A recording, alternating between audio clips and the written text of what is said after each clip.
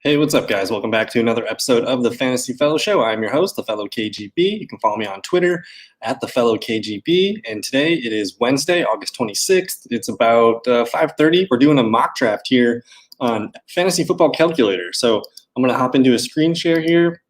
It looks like the lobby's just about to start. So let me just get this fired up. And we're live today. So let me know if anyone's in the comments if they got questions. This is the second pick. We're doing second pick PPR draft here. Of course, what the heck? Alvin Kamara goes number 1 here. So this is a little bit interesting. Let me get this on the main screen here.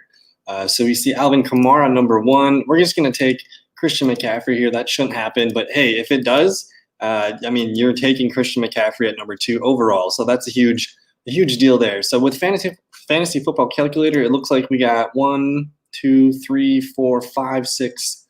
We got 5 or 6 people in here in the lobby, so that looks like we're going to get some good ADP bits here. But yeah, if you're in the second pick, your decision is likely between. Well, let's just assume McCaffrey's not going to be there. This is an outlier situation. If McCaffrey's there, you slam the pick in really easily. But otherwise, your decision is going to be between Saquon Barkley, Ezekiel Elliott, maybe Alvin Kamara. We see Kamara go number 101 here, which is a little interesting. But if we look on my rankings here. This is my projection document on Google Sheets that you can access in the link below in the Patreon. But I got McCaffrey, Barkley, and then if you filter by PPR here, I actually have Michael Thomas as the third best value. But then you got Alvin Kamara, Ezekiel Elliott. You're probably looking at running backs in the first 4 or 5 picks. So it could have went either way. If you're in the number 2 spot, you kind of just have to make a judgment call. Ezekiel Elliott's probably in the best offensive situation. He's going to run for almost 300 rushing attempts. Alvin Kamara is going to flirt with 80, 90 catches almost. And then Saquon Barkley too. He's probably the perfect combination of Zeke and Kamara. So I can't knock either guy. It's a preference call. If I had to pick right now, I probably just would have taken Saquon Barkley, just because I think he's the most fun to watch in the Giants. At the end of the season last year, Saquon Barkley, when he came back healthy, he was putting up some massive numbers. So let's just take a look at Saquon's numbers real quick. So in a PPR format setting, he missed weeks 5, 6, maybe week 11 was the bye. But when he came back, so he had these like low 8, 9 point games. But look at the last 3 at the end of the season. I know he played Miami, Washington, and Philadelphia, but 30, 44, and 20. So pretty strong numbers here for McCaffrey or for Saquon Barkley. So he's my number 2. I don't really think too much about it. But if you're in the top 4, you're getting a really good running back. So go ahead and continue to draft those situations. But anyways, it looks like we're kind of moving around here into the back end of the first round. So I'll recap: Alvin Kamara, Christian McCaffrey, Saquon Barkley, Dalvin Cook, Ezekiel Elliott, Clyde Edwards-Helaire at 6, Derrick Henry 7, Michael Thomas number 8, Aaron Jones in the first round. That's interesting. Josh Jacobs in the first round, Joe Mixon, Devontae Adams, Kenyon Drake. So heavy running backs. It looks like we got 10 running backs off the board, or 11 running backs off the board so far as the second round starts. So we're moving around here. And if you get the second overall pick, or really if you get basically the same kind of thinking is going to apply to picks 1, 2, and 3. It just starts with who you take at the top. But I would love to catch a running back on the back end if one of those guys falls to us. But if there is no running back available, I love the receivers, rounds 3, 4, 5, 6, 7 even. And then there's another area of receivers later. But I really think that we could be seeing an opportunity to take a quarterback here or one of the best tight ends if one of those guys falls. So we'll take a look and see what's going on when we go. But Miles Sanders, Julio Jones, Tyreek Hill, Austin Eckler, Nick Chubb. So we're going to miss out on one of these running backs. Whether that's James Conner, James Conner's probably the last elite running back that I have left. I know a lot of people are nervous about his injuries and what he can do there. But I'm looking at Pittsburgh's offense as a pretty interesting piece that we could take advantage of their depressed ADP right now. So if we go ahead and look at best available here, it's showing me Travis Kelce. It's showing me James Conner. So I'm gonna because I really want James Conner. I want him with one of these picks. I'm gonna let pick number 1 here decide what to do, and I will take. If he lets Kelce or Lamar slide, I'll take one of those guys. But I'm starting to push James Conner into the end of the second round. I think that's something that I've seen a lot lately. and he takes Travis Kelce and Chris Carson. So, like I said, I really like the receivers later in the rounds, and I mean, I like Lamar Jackson. I lock in it's either him or Mahomes for number one. So we're just going to lock in Lamar Jackson, and we start Christian McCaffrey, James Conner, and Lamar. Again, we probably more likely have our guy Saquon Barkley here, but either way, we're loaded up on 2 stud running backs, and then we get Lamar Jackson here. So this is kind of the area that I like to pull that trigger. We kind of missed on the 2 tight ends, which is fine. I still like targeting Mark Andrews or Zach Ertz maybe in the 4th or 5th. But at this point now, my attention is really going to focus over to the wide receivers, and we might go on a little wide receiver run, and then we'll try to sprinkle in a couple running backs along the way. So let me just kind of recap here what's going on in the 3rd round. So it started with Chris Carson, Lamar Jackson, and then Kenny Golladay, Adam Thielen, David Johnson, Todd Gurley, Mike Evans, Leonard Fournette, Jonathan Taylor. So we're seeing a lot of 3rd round running backs, and the 3rd round has not been a running back round for me. I think there's guys with more upside. I think I'd rather have a Mike Evans, Thielen, Golladay. I definitely would take DJ Moore over these running backs. And then there comes some decisions, whether Allen Robinson or Juju Smith-Schuster becomes a 3rd round pick. I think those are all open for debate. But anyways, we got Odell Beckham now here going in the back, Juju Smith-Schuster, Allen Robinson, DJ Moore. So this is where I think the value of the 3rd and 4th round is. It's going to be these high upside receivers. They kind of just keep going for days. So I'm hoping someone falls to us. Maybe it's Tyler Lockett. Maybe it's DK Metcalf, one of the Seahawks receivers, or maybe it's I don't know. Maybe it's DJ Chark or Terry McLaurin, one of these high upside kind of boom bust players. But we'll see what happens there when we get there. But let's just take a look at my flex rankings real quick. So, I mean, we drafted Christian McCaffrey, but we'll probably have Saquon Barkley in real life. And then I got James Conner here as the 17th best available flex. And I'll take a look here at the board here. Is there more picks coming in? So we really want a receiver. It looks like Le'Veon Bell goes here. I'm trying to just pinpoint. So we're going to be picking, I think this is the 47th pick overall. So we'll take a look around that range. But Amari Cooper, Cooper Kupp, Calvin Ridley. I'm kind of just looking down here at my receivers. So Terry McLaurin sticks out as A.J. Brown too. Terry and A.J. Brown are my 32nd and 33rd ranked flex players. Chark is up here, and so is Metcalf. Where did Tyler Lockett go? Tyler Lockett's at 29, so Lockett's my best available player. So we're going to see if we can target him. And again, we're kind of just waiting on running back. I'm going to allow the running backs to approach me. I'm not going to be reaching for running backs. We got 2 of them locked in. Any week that James Conner is healthy, he's going to be a top 5 running back. He starts off against the New York Giants week 1. I have to look at the rest of his schedule. He might have a couple tough games after that. But any week that Conner is healthy, we're going to be firing him up. So I'm going to stay true to my board. Tyler Lockett is available. And look at there's 4 picks, here. So the guy's going to take 2 of these players, but I would take A.J. Brown. I hope he takes Metcalf. We're going to take Lockett, but let's see if we can get A.J. Brown or Tyler or Terry McLaurin on the turnaround. So here's Lockett. And again, Lockett as your number 1 is so great. So A.J. Brown and DK Metcalf go off the board. And for me, I'm just going to take Terry McLaurin. He's one of my favorite receivers. I think it's going to be a high-volume season for him.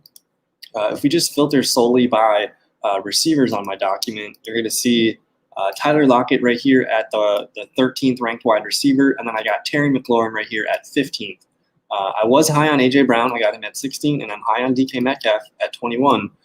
So for now, we get 2 potential fringe wide receiver 1s. Maybe one of them guys can crash the top 10. We'll see what happens. But I love everything about Tyler Lockett. I love everything about McLaurin. And again, I guess A.J. Brown and DJ Chark are both in that range for me. So I'll kind of read off some of the names here in the 4th round. Mark Andrews after we picked. Devin Singletary, he's on my kind of no-fly list. T.Y. Hilton. Ronald Jones, we could have taken Ronald Jones there if we didn't have a running back, but I'm having a hard time taking Ronald Jones in the 5th round. Especially if Lockett, McLaurin, A.J. Brown, DJ Chark, if those guys are available, I have a hard time taking Ronald Jones over them. So Jones, Zach Ertz, Darren Waller, Canton Akers. And now we're starting to see some of these these rookie running backs come off the board. Raheem Mostert still available, Kareem Hunt, DeAndre Swift, James White, J.K. Dobbins. There was some big news today. David Montgomery's running back for the Bears. It looks like he got hurt pretty bad. He did something to his groin. They're going to be doing some MRI testing this week, but it didn't look good. He was in obvious pain right away, and it looks like he's probably going to be on the shelf for at least 2-3 weeks at best. But we'll wait and see what that MRI tells us. But there's an opportunity now where the Bears make a move for a running back, whether that's Devontae Freeman or maybe they make a trade, whether it's Royce Freeman, Marlon Mack, Gus Edwards. Those are some possibilities. But interesting to see what the Bears are going to do. We're probably going to target Tariq Cohen in this draft. And I think I'm going to tell people Tariq Cohen is going to be a potential league winner in PPR leagues this year. I'm a huge Tariq Cohen fan. If David Montgomery's already hurt now, I don't like that. I'm not touching David Montgomery, and we haven't been all season. But let's kind of recap what we got going on here. So Cam Akers was the last guy we left off on. Kareem Hunt, Raheem Mostert, DeAndre Swift, quarterbacks Dak Prescott, Kyler Murray, Rob Gronkowski, Julian Edelman. I'm coming on to Julian Edelman in the 6th and 7th round. Russell Wilson, Cortland Sutton. So at this point, we are really well balanced. We got 2 stud running backs, 2 really good wide receivers with wide receiver 1 upside, and then we got Lamar. So we could use a tight end, but if I don't get Kelsey, Kittle, Andrews, or Ertz, I'm completely punting at the position. We'll get to some sleeper tight ends down the road. But then we got Marquise Brown, Keenan Allen, Stephon Diggs, Deshaun Watson. All those guys come off the board. I'm going to go ahead here and slam Michael Gallup in here. I haven't been drafting Amari Cooper in the 3rd because you can get Michael Gallup back here. And those guys had basically the same stats. So there's some running backs that I really like here. James White, J.K. Dobbins. Dobbins might be one of those guys that could be a league winner. But again, I have a hard time taking Dobbins over established players like Michael Gallup. And my favorite receiver to pick in the 7th round right now is Tyler Boyd. This would be like this is a really sick draft right now because we're not moving Christian McCaffrey any week. He's locked in as our RB1. It's going to be Saquon Barkley there. I keep forgetting that. So he's locked into our RB1 role. He only moves for the bye week. And then James Conner, again, people are going to question his health. But any week that Conner's healthy, he's going to be plugged into our RB2 spot. Lamar Jackson, he ain't going anywhere. And then now we got 4 wide receivers. So Lockett, McLaurin, Gallup, and Boyd. These guys are going to probably fill I don't know, it depends on your league setup. But in my most common league, I start 2 wide receivers, and then most leagues have the 1 flex. But for me, I actually have 2 flexes in my most important league. So these guys would all be starting for me still. So you can start 4 receivers, or you could start 4 running backs. So really, you got to kind of know your strategy of your league and how your roster settings are, and kind of go from there. But I'm super high on all these receivers. If we look at where I have these guys ranked in my rankings, we got Lockett 13th, McLaurin 15, Metcalf. Michael Gallup, 22, and then Tyler Boyd's 27. So he's our 4th receiver, and I got him as a top 30 guy. So I'm feeling really confident there, and those guys are all going to mesh well. I think Tyler Boyd is kind of the PPR guy that holds the glue together. And then these guys are more best ball receivers, Lockett, McLaurin, and Gallup. But there's a really strong chance that 1 or 2 of those guys pop off for a really big game each week, and then the other guys kind of just form like a really solid duo or a committee, and we'll kind of see how they, both, I don't know, they're just going to stick together and trade off big weeks and hopefully have some high floors mixed in. So we're moving around here into the 8th round. James White, Evan Ingram, J.K. Dobbins, Will Fuller, Matt Ryan, A.J. Green, Antonio Gibson, Tom Brady, Hayden Hurst, and Jordan Howard. Those guys clear the 7th round. Start of the 8th round, Marlon Mack, Deebo Samuel, CeeDee Lamb, Phillip Lindsay, Zach Moss, Matt Breida. We missed on Tariq Cohen. That would have been nice. So that's what we were gambling for. Tyler Higbee, Aaron Rodgers, and Jarvis Landry. We got 30 seconds here.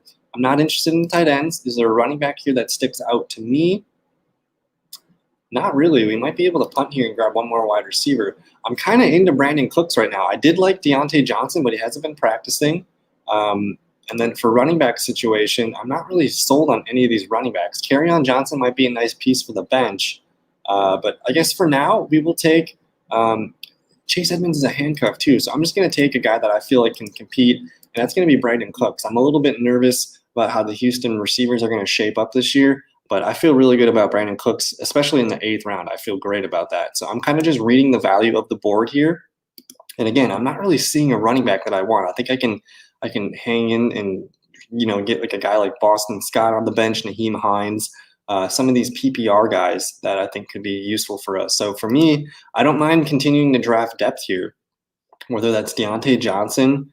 Christian Kirk might be nice. We didn't get a piece of, yeah, we're going to do that. We're going to take Christian Kirk here. I've been coming on to Christian Kirk the last couple weeks. I think I'm going to have to go back and kind of up his projections a little bit because I'm just going back and watching some highlights and some tape of Christian Kirk last year. And then now that they got DeAndre Hopkins there, Kirk's going to be getting some solo coverage, and teams are going to be kind of, more focused on Kyler Murray, DeAndre Hopkins. But Christian Kirk, year 2, 108 targets, 68 catches, 709 yards. It's kind of a low yards per catch and 3 touchdowns, but he does get some rushing attempts, which is cool. But you look at his game logs, and yeah, there's a couple of games where you don't like it, but for the most part, 1, 2, 3, 4, 5, 6, 7, 8. So 8 of his 13 games, he's over double digits. He had an 8.4 and 8.3. Those games are salvageable. Hopefully that's his floor this year. So I'm seeing a range, of 8 to 17 points being a decent week for him. And we basically just loaded up our wide receiver room. We just took 6 straight wide receivers. So this is like basically a 0 wide receiver strategy, just taking running backs and a tight end or a quarterback up here. But it's like I said, I really like even like rounds 3 through 9, you can get really good wide receivers here. So now we're probably we really don't need to even draft another wide receiver. We might snag one late if I like some of the value there. But now we can kind of pivot and look into getting our starting tight end. We can look into, we don't need a backup quarterback. Maybe we'll take one with our last pick if we want. But really now we're just looking for running backs and tight ends. And if there is any kind of crazy value at the wide receiver position, I guess we can reel those guys in because we know McCaffrey's not moving anywhere from the lineup except on a bye week. And if James Conner stays healthy, he's not moving anywhere from the RB2 spot. So this guy that we take next with our running back is hopefully a guy that we only need on bye weeks and maybe, a week or 2 at the most for any kind of, not so serious injury. So I'm trying to be optimistic here.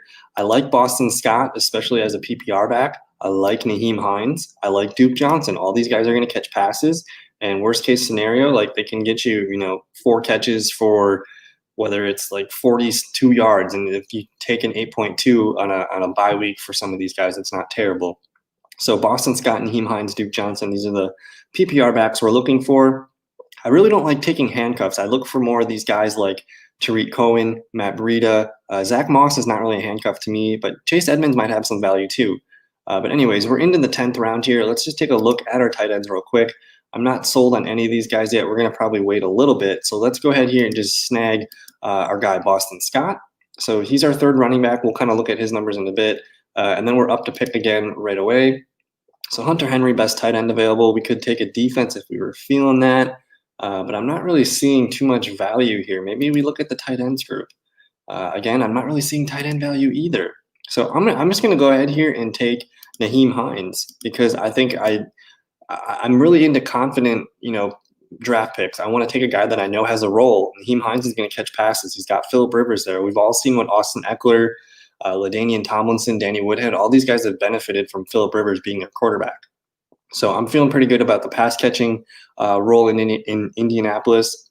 And it sounds like just from reading like notes on the camp of the Colts, like Phillip Rivers is basically almost half of his throws are to running backs and tight ends in the short area of the passing game. So Nyheim Hines is definitely going to be someone to keep an eye on in PPR leagues and a guy that I think I'm probably going to start targeting a little bit more aggressively as we get closer to the season.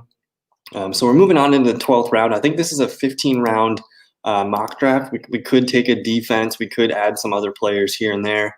But again, I just like adding depth pieces. We just locked in 2 solid running backs in PPR format. We'll see if we can get maybe one more. I still like Duke Johnson, but this might be the chance that we can get to snagging 2 tight ends. We might even wait a little bit and target Blake Jarwin, Jonnu Smith, Chris Herndon. Like all 3 of these tight ends, I love these tight ends. If we can get 2 of those guys, I'd feel really good. I'm going to be on a podcast tomorrow morning with footballguys.com's Sigmund Bloom. We're probably going to be talking a lot about these 3 tight ends, I think for sure, but there's going to be a lot of good discussion on roster construction and how he likes to navigate through the draft, setting up a strategy that, he finds that there's value in certain rounds in certain situations or positions. So I'm going to go ahead here and the tight ends are pretty good right here. But I'm going to go ahead here and we're going to take Jonnu Smith. I like his upside because I think he could be the second leading receiver in Tennessee. The other guys don't really have that upside. And then we're going to take Chris Herndon because he also has the opportunity to be second on that team in targets. He should be able to. I mean, I think Jamison Crowder is going to be the leading target guy in the Jets offense, but Chris Herndon has some massive potential. He's really probably going to be competing with Le'Veon Bell. We look at all the receivers that are there. Brashad Perriman's a little bit dinged up right now. Rookie Denzel Mims. There's a lot of uncertainty in the Jets offense. So I think Chris Herndon's going to be moving up my draft boards. I'm going to have to edit my projections a little bit. And I think I'm probably going to have him flirting with the tight end ones because I think his movement lately has been pretty strong. So we have 2 more picks left to make. If we can get Duke Johnson and Blake Jarwin, I feel really good about that. But we'll kind of just recap off the top here. We started with, I'm going to call it Saquon Barkley and James Conner. We had the 102, so it's going to be Barkley. And then we wrapped in James Conner as our RB2. So hopefully he can hang in there and get us, a full season. If not, I think it's still a high quality pick that when he's healthy, he's going to be fine. He did bulk up this season a little bit and he looks stronger. He's also in a contract year. I know not a lot of people are talking about that, but that really interests me because he's playing, for the first big contract of his career. And then we got Lamar Jackson locking down the quarterback position. But our receiver position group here is really strong and really deep. We got Tyler Lockett, Terry McLaurin, Michael Gallup, Tyler Boyd, Brandon Cooks, Christian Kirk. We're going to have some tough decisions here. It looks like week 8 we got some buys, so we might have to maybe even take one more receiver here. But then we come back with Boston Scott and Naheem Hines to kind of pepper in some PPR scat backs, on bye weeks or situations that we could potentially use as a flex even if the scenario looks good. But it looks like kickers and defenses are going here. So this is technically where you would take one of those guys. I'm just going to take Blake Jarwin here because I love that dude. I think he's going to have a good season. And then I think I'm going to start pumping up Laviska Shenault as your end game player to hold on to this year. He's a rookie receiver for Jacksonville. And the camp reports just look so good with Laviska Shenault right now. If you go to Twitter and just kind of Google what Laviska is doing, think about the competition there. DJ Chark is pretty much implanted as the wide receiver 1 there. But then D.D. Westbrook, he's kind of just like an unexciting slot receiver. I get it, but I mean, you look at what Laviska Shenault's here doing off the line to get past receivers. That's a Devontae Adams type move with the footwork and the body control. He almost looks like a DeAndre Hopkins, type of receiver there. So again, we'll watch it one more time. Make this.